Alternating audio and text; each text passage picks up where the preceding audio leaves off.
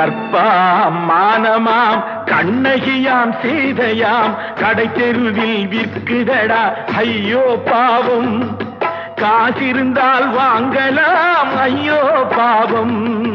கற்பாம் மானமாம் கண்ணகியாம் சீதையாம் கடை தெருவில் விற்குதடா ஐயோ பாவம். காசிருந்தால் வாங்கலாம் ஐயோ பாவம்.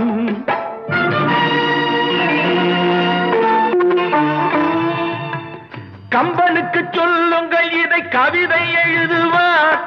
அந்த வள்ளுவரை கூப்பிடுங்கள்